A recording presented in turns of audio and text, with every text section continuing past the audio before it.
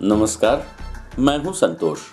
City news van Rewa की सांध्यकालीन समाचार सेवा में आपका स्वागत है। प्रस्तुत हैं आज की मुख्य खबरें। कमलनाथ के बयान पर बवाल, भाजपा ने किया पुतला दहन। 3000 की रिश्वत लेते पटवारी हुआ ट्रैप, लोकायुक्त पुलिस ने की कार्यवाही। सरकार को जगाने वेटनरी के आंदोलनरत छात्रों ने कॉलेज गेट पर खोला टी स्टॉल। खबरें अब विस्तार से। कमलनाथ के बयान पर बवाल, मध्य प्रदेश को मध्य प्रदेश कहने से नाराज भाजपाइयों ने शिल्पी प्लाजा चौराहे पर फूंका पूर्व मुख्यमंत्री का पुतला। आपको बता दें कि मध्य प्रदेश के पूर्व मुख्यमंत्री कमलनाथ द्वारा दिए गए बयान के बाद भाजपा एक्शन मोड में आ गई है। भाजपा ने इसे मुद्दा बना लिया है। कमलनाथ के बयान को लेकर भाजपा ने रीवा के शिल्पी प्लाजा चौराहे पर भाजपा के जिला अध्यक्ष अजय सिंह एवं नगर निगम अध्यक्ष वेंकटेश पांडे के नेतृत्व में कमलनाथ का पुतला दहन कर प्रदर्शन किया। कमलनाथ के पुतला दहन के दौरान भाजपा की महिला मोर्चा सहित पार्टी के पदाधिकारी एवं कार्यकर्ता उपस्थित रहे, जिनके द्वारा कमलनाथ के खिलाफ जमकर नारेबाजी भी की गई। आपको बता दें कि कमलनाथ के अमर्यादित बयान को लेकर रीवा के भाजपा नेताओं ने आक्रोश व्यक्त किया है और कहा कि प्रदेश के पूर्व मुख्यमंत्री रह चुके व्यक्ति द्वारा इस तरह के बयान देना प्रदेश की जनता का अपमान है, जिसे प्रदेश की जनता कतई बर्दाश्त नहीं करेगी। आपको बता दें कि नई शराब नीति को लेकर कमलनाथ ने शिवराज सरकार पर निशाना साधते हुए कहा था कि प्रदेश की आबकारी नीति ने मध्य प्रदेश को पूरे विश्व में मदिरा प्रदेश के नाम से फेमस कर दिया है, जिसके विरोध में रीवा सहित पूरे प्रदेश में कमलनाथ के विरुद्ध प्रदर्शन एवं पुतला दहन किया जा रहा है। आज पुतला दहन के दौरान भाजपा महिला मोर्चा, भारतीय जनता युवा मोर्चा सहित भाजपा के पदाधिकारी एवं कार्यकर्ता उपस्थित रहे। प्रस्तुत है भाजपा जिला अध्यक्ष अजय सिंह से प्राप्त जानकारी के अंश। कांग्रेस पार्टी के प्रदेश अध्यक्ष और मध्य प्रदेश के पूर्व मुख्यमंत्री कमलनाथ जी ने कल मध्य प्रदेश को शराबी प्रदेश कहा है, मध्य प्रदेश को शराब का प्रदेश कहा है, शराबियों का प्रदेश कहा है, या मध्य प्रदेश की संपूर्ण 8.5 करोड़ जनता का अपमान है, हमारे युवा साथियों का अपमान है, हमारे भाइयों का अपमान, हमारी माताओं का अपमान है, हमारी बहनों का अपमान है। क्योंकि मध्य प्रदेश एक शांतिप्रिय प्रदेश है, मध्य प्रदेश एक सांस्कृतिक प्रदेश है, मध्य प्रदेश एक युवाओं का प्रदेश है, मध्य प्रदेश एक प्रतिभाओं का प्रदेश है और मध्य प्रदेश आज देश के अंदर सबसे ज़्यादा विकास करने वाला प्रदेश है। और ऐसे प्रदेश को मदिरा प्रदेश कहना कहीं न कहीं उनकी कुत्सित मानसिकता का प्रतीक है। इसको विरोध में भारतीय जनता पार्टी के जिले भर के कार्यकर्ताओं ने आज उनकी अर्थी यात्रा निकाल कर उनका पुतला दहन किया है और मांग की कि उनको मध्य प्रदेश की जनता से माफ़ी मांगनी चाहिए। रैली भी निकाले हैं। हाँ, निश्चित तौर पर उसका विरोध प्रदर्शन था, क्योंकि मध्य प्रदेश की 8.5 करोड़ जनता का अपमान भारतीय जनता पार्टी का कोई भी कार्यकर्ता सहन नहीं करेगा। हम जनता के लिए खड़े हैं और जनता का अपमान हम कदापि सहन नहीं करेंगे। इसके लिए हमने विरोध प्रदर्शन स्वरूप उनकी अर्थी यात्रा निकाली और उनका पुतला दहन किया है। पूरे प्रदेश के सभी जिला केंद्रों में, सभी मुख्यालयों में निश्चित तौर पर भारतीय जनता पार्टी का कार्यकर्ता अपने जनता को जनार्दन के रूप में देखता है और जनता के अपमान स्वरूप आज पूरे प्रदेश भर में हमने कमलनाथ जी का पुतला दहन किया है, उनकी अर्थी यात्रा निकाली और तरह तरह के विरोध प्रदर्शन किए हैं। और ये प्रदर्शन जब तक वो कांग्रेस के कमलनाथ या उनकी राष्ट्रीय अध्यक्ष आपके सोनिया गांधी नहीं, हालांकि मल्लिकार्जुन खड़गे तो नाम मात्र के हैं, सोनिया गांधी के इशारे पर सब होता है। या तो सोनिया गांधी या कमलनाथ स्वयं माफी नहीं मांगते, तब तक प्रदर्शन जारी रहेंगे। 3000 की रिश्वत लेते एक और पटवारी को लोकायुक्त पुलिस ने किया गिरफ्तार। उमरी हल्का पटवारी को लोकायुक्त टीम ने 3000 की रिश्वत लेते किया ट्रैप। जमीन का सीमांकन करने की एवज में मांगी थी 5000 की रिश्वत, 2000 ले चुका था एडवांस। आपको बता दें कि लोकायुक्त की टीम द्वारा एक बार फिर पटवारी को किसान की जमीन का सीमांकन करने के एवज में 3000 रुपए की रिश्वत लेते रंगे हाथों ट्रैप किया गया है। पटवारी ने 2000 रुपए पूर्व में बतौर एडवांस लिया था, जबकि 3000 की रिश्वत लेते हुए लोकायुक्त की टीम द्वारा उसे पकड़ा गया। इस पूरी कार्रवाई को लेकर मिली जानकारी के मुताबिक रायपुर करचुलियान तहसील अंतर्गत ग्राम हल्का उमरी पटवारी सुरेश कुमार शुक्ला को आज लोकायुक्त की टीम द्वारा 3000 रुपए की रिश्वत लेते पकड़ा गया है। बताया गया है कि कृषक दीपक पटेल की भूमि का सीमांकन करने के एवज में उमरी हल्का पटवारी सुरेश शुक्ला द्वारा 5000 रुपए की मांग की गई थी, जिसमें 2000 बतौर एडवांस पटवारी सुरेश शुक्ला पहले ही ले चुका था। जबकि 3000 की रिश्वत लेते आज रीवा लोकायुक्त की टीम द्वारा तहसील कार्यालय रायपुर करचुलियान परिसर में उसे पकड़ा। कार्यवाही के दौरान उप पुलिस अधीक्षक प्रवीण सिंह परिहार, निरीक्षक जियाउल हक सहित 12 सदस्यीय टीम मौजूद रही। वहीं लोकायुक्त की टीम द्वारा उमरी हल्का पटवारी को 3000 की रिश्वत लेते तहसील कार्यालय में पकड़े जाने के बाद हड़कंप मच गया है। प्रस्तुत है शिकायतकर्ता कृषक दीपक पटेल से प्राप्त जानकारी के अंश।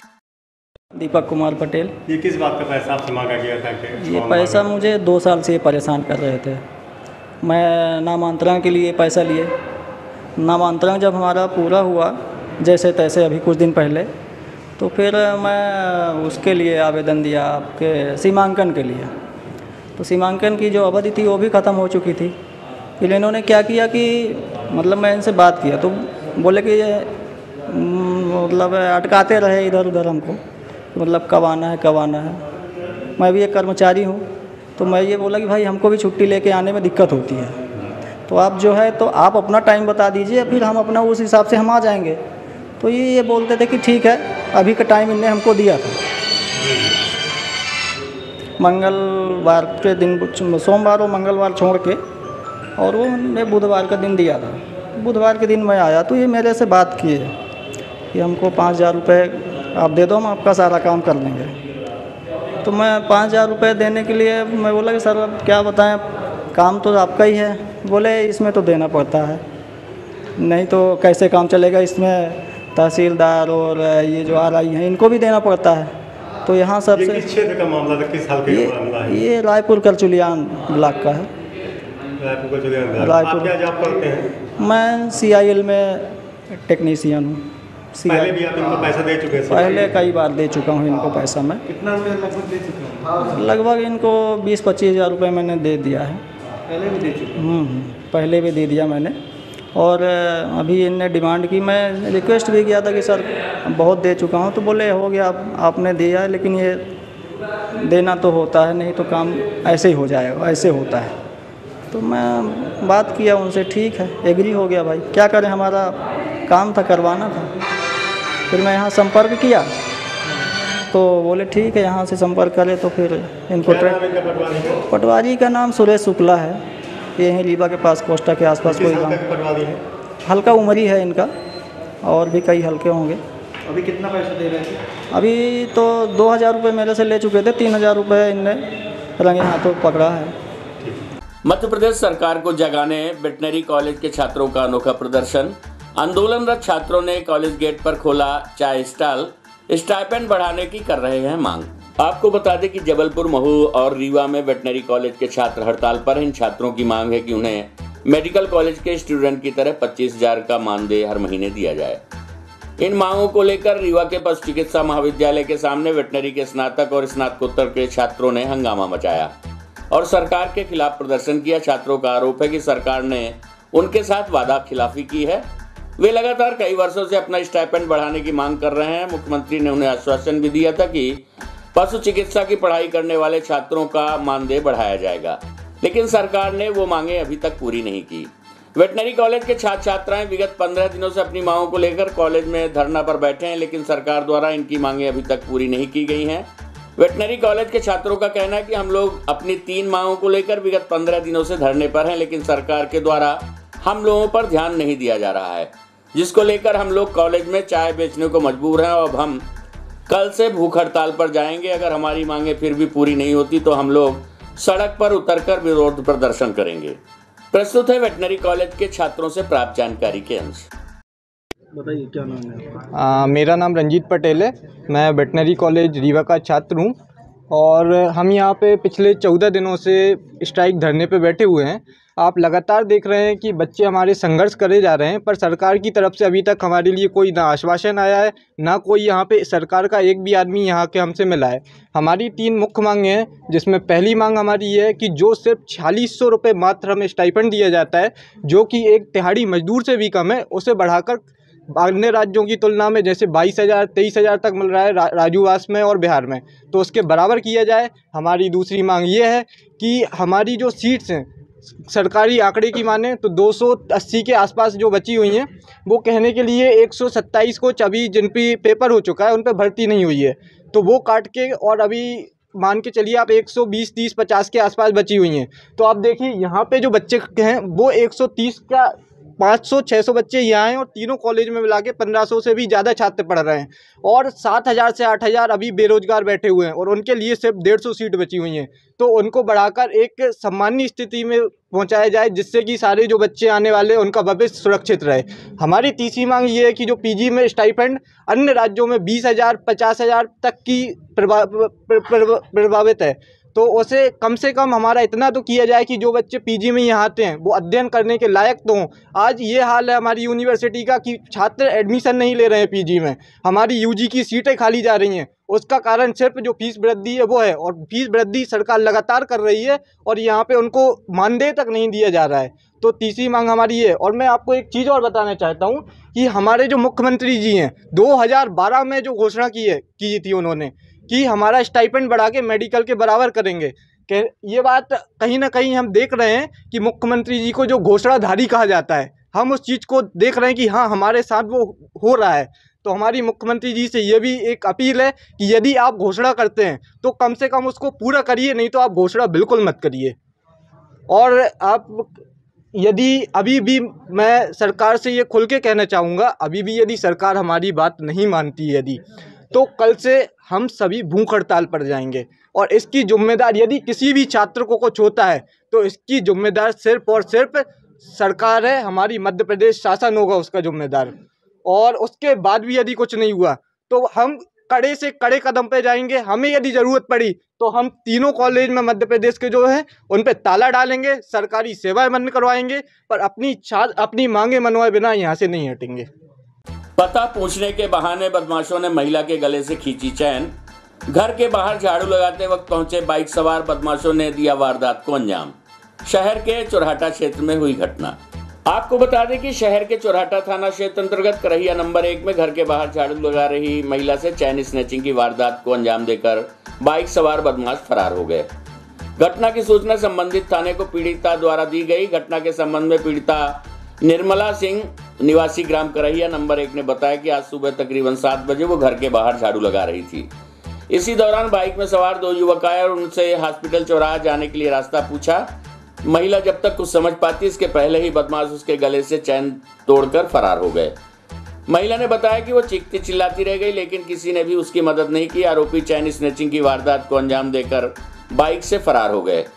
घटना के बाद इलाके में सनाका खिंचा हुआ है। पीड़िता द्वारा घटना की सूचना पुलिस को दी गई है। बताया गया है कि महिला के घर में कुछ दिनों पूर्व ही वैवाहिक कार्यक्रम संपन्न हुआ था, जिसके चलते घर में मेहमान भी थे। घर के बाहर आज सुबह हुई इस घटना के बाद पुलिस बदमाशों की तलाश में जुट गई है। प्रस्तुत है पीड़िता सहित डीआईजी नवनीत भसीन से प्राप्त जानकारी के अंश। क्या नाम है आपका? निर्मला से। क्या घटना हुई? मेरा एक चोर आए, 2 लोग रहे थे बाइक से उस तरह खड़े रहे थे, मेरा चैन छीन के चले गए। हम यहाँ सब तर झाड़ू लगा डाले, फिर हम अंदर आ गए। तब बोले कि वो मैडम हॉस्पिटल चौधरी हॉस्पिटल कहाँ पे है? हम कहे हमको नहीं मालूम है। तो बस मेरा चैन खींचा और भाग दिया। हम गुहार मारे मगर कोई नहीं था।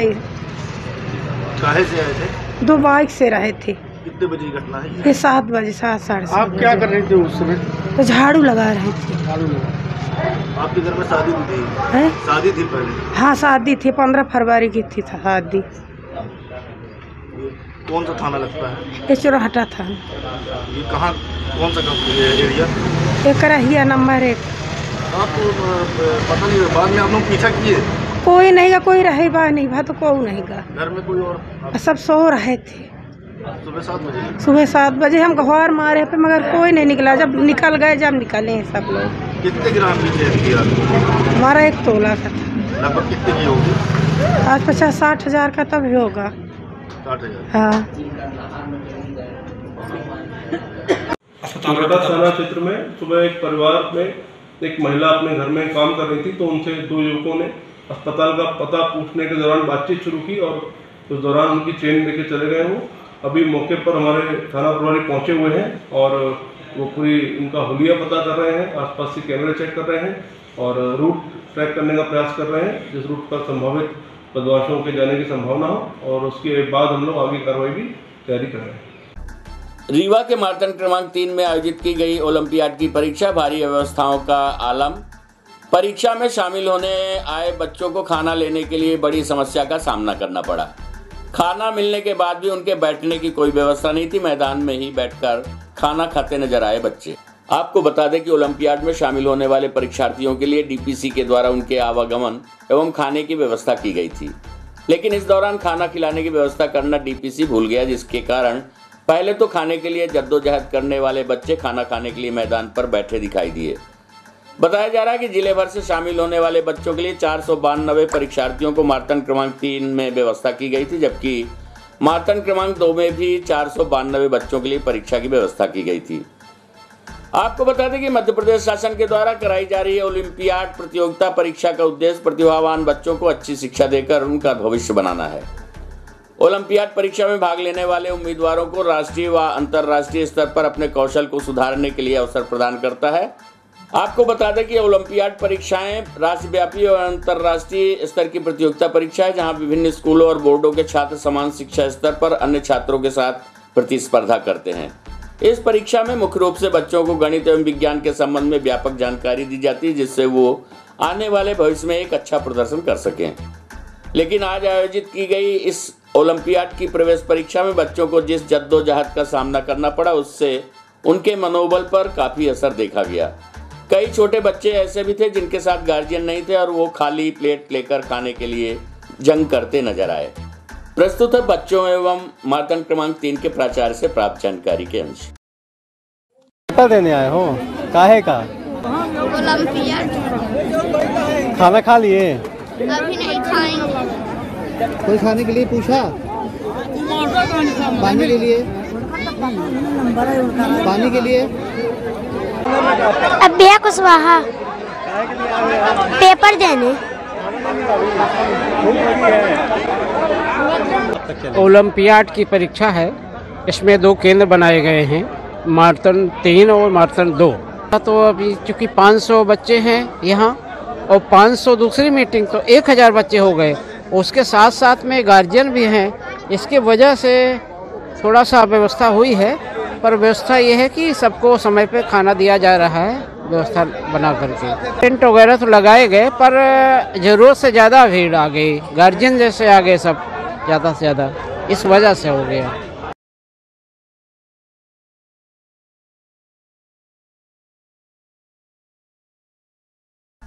युवाओं को स्वरोजगार प्रदान करने आयोजित हुआ रोजगार दिवस। पूर्व मंत्री राजेंद्र शुक्ला ने हितग्राहियों को प्रदान किया हित लाभ। मुख्यमंत्री ने कार्यक्रम में ऑनलाइन किया संबोधन। युवाओं को स्वरोजगार प्रदान करने के उद्देश्य से आज रोजगार दिवस का आयोजन किया गया। आपको बता दें कि रीवा जिले में चल रही विकास यात्रा के तहत जिला प्रशासन एवं जिला व्यापार एवं उद्योग केंद्र रीवा द्वारा स्थानीय कृष्णाराज कपूर ऑडिटोरियम में प्रदेश व्यापी रोजगार दिवस कार्यक्रम का आयोजन किया गया। इस दौरान कार्यक्रम को मुख्यमंत्री शिवराज सिंह चौहान ने ऑनलाइन संबोधित किया। तत्पश्चात हितग्राहियों को लाभ प्रदान किया गया। आपको बता दें कि इस कार्यक्रम के दौरान युवा हितग्राहियों को हित लाभ पूर्व मंत्री एवं विधायक राजेंद्र शुक्ल द्वारा वितरित किया गया। इस अवसर पर कलेक्टर मनोज पुष्प, उद्योग विभाग के जिला प्रबंधक यूपी तिवारी सहित हितग्राही एवं अन्य गणमान्य नागरिक उपस्थित रहे। आपको बता दें कि शहर के कृष्णाराज कपूर ऑडिटोरियम में आयोजित इस कार्यक्रम के दौरान उद्योग विभाग द्वारा ऐसे हितग्राहियों को हित लाभ दिया गया जिनका चयन निरीक्षण के दौरान किया गया था।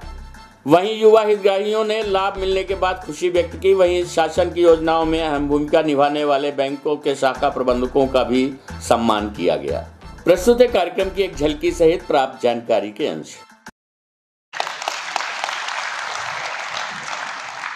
लगभग 1 साल पहले जब हम लोगों ने ये कार्यक्रम किया था, तो ये कमिटमेंट था हम सभी के बीच में कि रोजगार के और स्वरोजगार के जितनी भी योजनाएं चल रही है, उन योजनाओं में हम लोग बेहतर काम करने की कोशिश करेंगे और पूरे ज़िले में इस तरह की कोशिश करेंगे कि सभी स्व सहायता समूहों को एक्टिव किया जाए, उनको बैंक से जोड़ा जाए, बैंक लिंकेजेस किया जाए और उनको राशि प्रदान की जाए, ताकि वो जिस भी स्किल में वो काम करना चाहते हैं उसमें उनको काम करने का अवसर मिले। उनके प्रोड्यूस की हम मार्केटिंग करेंगे और उसकी एक ब्रांडिंग करेंगे।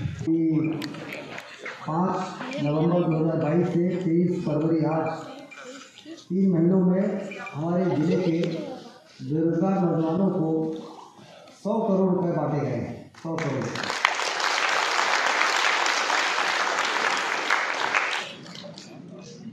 और उनकी हैंड होल्डिंग भी हो रही है।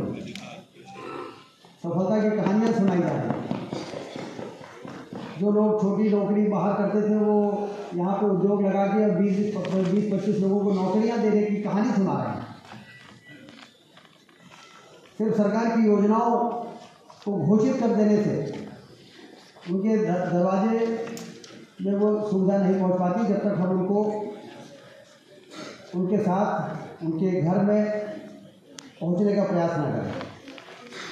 इतनी बड़ी राशि का डिस्ट्रीब्यूशन 2-3 महीनों में तभी हो सकता है जब हम हितग्राहियों को खोजें, उनका पता लगाएं, उनके आवेदनों को देखें और उनके आवेदन को ये मान लें कि हमारा आवेदन है। यदि अधिकारी खुद ये मान लें कि ये आवेदन फलाने आवेदक का नहीं है, ये हमारा आवेदन है, तो फिर कौन सा टेबल पर उसका कार्य मिल सकता है। और यदि इस प्रकार से काम आगे बढ़ेगा तो आज हम 100 करोड़ बांट रहे हैं, हो सकता है आने वाले दिनों में हम 300 करोड़ रुपये बांटें। पैसे की कमी नहीं है, सिर्फ फॉर्मेलिटीज़ को पूरा करने की, प्रक्रिया को पूरा करके और उनको लाभ देने की। गीतांजलि पब्लिक स्कूल में मनाया गया स्नातक दिवस। नर्सरी के बच्चों को दिया गया फेयरवेल। नन्हे मुन्ने बच्चों ने अपनी रंगारंग प्रस्तुति देकर सभी का मन मोह लिया। आपको बता दें कि गीतांजलि पब्लिक स्कूल में स्नातक दिवस का आयोजन किया गया। सर्वप्रथम विद्यालय संस्थापक शिव प्रसाद प्रधान, अरुणा प्रधान व संचालक वरुण प्रधान, रितिका प्रधान एवं शिक्षक गणों ने छात्रों के साथ मिलकर अभिभावकों का स्वागत किया। विद्यालय के सभी बच्चों ने अपनी रंगारंग प्रस्तुति देकर सभी का मन मोह लिया। किंडरगार्टन को छोड़कर अब वे आगे की कक्षा में जाएंगे। नर्सरी की प्रसिद्धि गुप्ता नव्या पांडे ने नृत्य प्रस्तुत किया। एलकेजी के छात्र छात्राओं ने भी नृत्य प्रस्तुत किया, जिसमें आराध्या, अविका मिश्रा, शिवांश, आदित्य, अथर्व ने समूह नृत्य प्रस्तुत किया। यूकेजी के छात्रों ने किंडरगार्टन के प्रत्येक अक्षर का मतलब बताया। पूरी कक्षा के छात्र छात्राओं ने समूह गीत प्रस्तुत किया। इसके बाद सभी अभिभावकों ने अपने अपने विचार प्रस्तुत किए। कार्यक्रम के समापन पर छात्र प्रियम, प्रियांजल, एलिना, देवांशु ने स्कूल शिक्षकगण एवं प्रबंधक आज सभी का आभार प्रकट किया। प्रस्तुत है कार्यक्रम की एक झलकी सहित शिव प्रसाद प्रधान से प्राप्त जानकारी के अंश। नर्सरी स्कूल की फेयरवेल पार्टी, यूकेजी की फेयरवेल पार्टी के उपलक्ष्य में हमारे बीच में डायरेक्टर अरुणा प्रधान जी, सभी सम्मानित प्रिंसिपल, टीचर्स एवं खास हमारे बच्चों के पेरेंट्स कि नर्सरी क्लास के जो बच्चे जिनका फेयरवेल पार्टी हुआ है और जो डिग्री दी गई है यूकेजी के, तो मुझे वो दिन भी याद आ गया है जब हमने लॉ किया और यूनिवर्सिटी से डिग्री पाया, तो ऐसा लगने लगा कि आज वो पुरानी याद आ गई। मैं आपको बताऊं, जब हमारे यहाँ पर अभी कुछ दिन पहले 12th क्लास के लड़के जो पास आउट हो रहे हैं, उनकी फेयरवेल पार्टी, ये बच्चे, छोटे बच्चे जो नर्सरी के थे, उन्होंने फेयरवेल पार्टी देखा तो उन्होंने ये टीचरों से पूछा ये काहे की फेयरवेल पार्टी, तो बोले कि ये जो 12th क्लास के बच्चे निकल गए जाएंगे, आगे बढ़ेंगे, उनकी फेयरवेल पार्टी। तो नर्सरी क्लास के बच्चे बोलते हैं कि हम भी तो अब आगे बढ़ेंगे, हमारी पार्टी नहीं होगी। तो उसी दिन से हम लोगों ने पहली बार ये तय कर लिया कि अब छोटे बच्चों की भी फेयरवेल पार्टी होगी।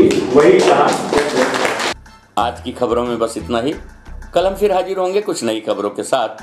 तब तक के लिए हमें इजाजत दीजिए। नमस्कार।